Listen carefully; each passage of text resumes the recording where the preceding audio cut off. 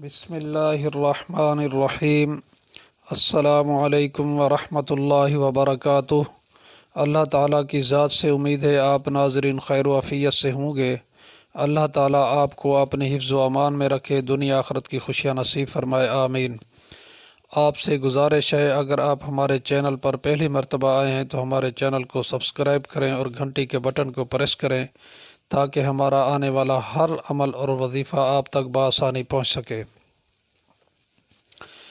جادو اور جنات کے حوالے سے ہم انتہائی مستند، مجرب اور مؤثر اعمال اور وظائف آپ کو دے رہے ہیں، جن میں سے ہر عمل اور وظیفہ اپنی جگہ حرف آخر کا درجہ رکھتا ہے۔ یہ تمام اعمال اور وظائف ہمارے بار بار کے تجربہ میں آئے ہوئے ہیں۔ آپ اپنی ضرورت، سہولت اور پسند سے جو عمل بھی اختیار کرنا چاہیں اختیار کر لیں۔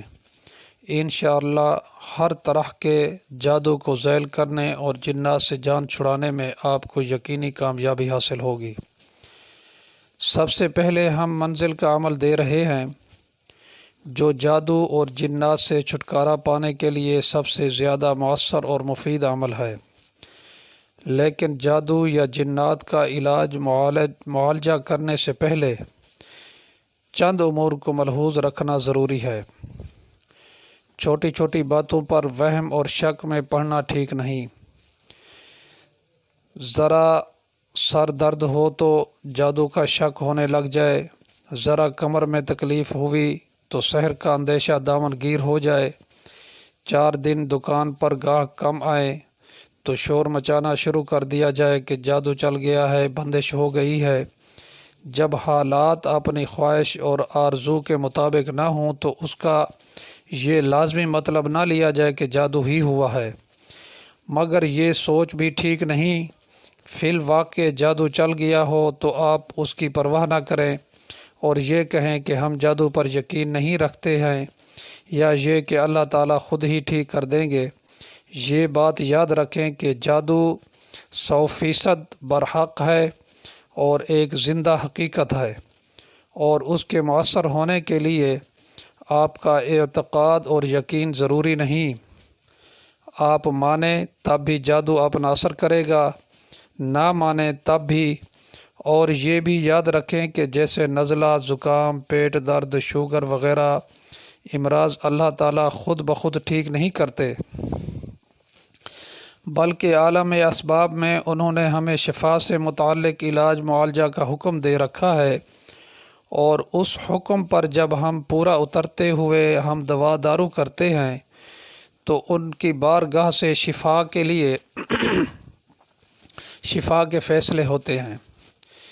رزق اور اولاد اللہ تعالیٰ ہی دیتے ہیں، مگر رزق کے لیے دکان، فیکٹری یا ملازمت وغیرہ کے اسباب ہمیں اختیار کرنا پڑتے ہیں، اور اولاد کے لیے پہلے ہم شادی کرتے ہیں تو پھر ہمارا حق بنتا ہے کہ ہم اولاد کی صورت میں اللہ تعالیٰ کے فیصلے کا انتظار کریں۔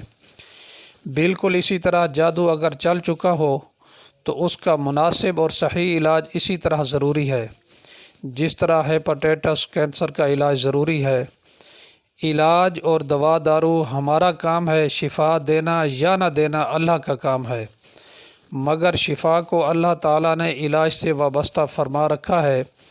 اگر کسی پر جنات کا سایہ ہو، جسم بوجھل رہتا ہو، بالخصوص سر اور کندھے غیر ضروری طور پر وزنی محسوس ہوتے ہوں، سوتے میں جنات یا چڑیلیں ستاتی ہوں، بیٹھے بیٹھے یہ لگتا ہو کہ ابھی کوئی سامنے سے گزرا ہے مگر حقیقت میں ایسا نہ ہو، کسی کی موجودگی کے بغیر انسانی آواز گھر میں کسی کے آدمی کے نام کے آوازیں پڑتی ہوں، اچانک خوشبو کے جھونکے یا بدبو گھر میں محسوس ہوتی ہو، گھر میں جسم پر یا کپڑوں پر خون کے چھینٹے پڑتے ہوں، بنتے ہوئے کام آخری مرحلے میں پہنچ کر بار بار رک جاتے ہوں، کھلی آنکھوں سے غیر انسانی مخلوق نظر آتی ہو، ایسی بیماری لگ جائے جس کی تمام علامتیں موجود ہوں مگر میڈیکل ٹیسٹ کلیئر آتے ہوں،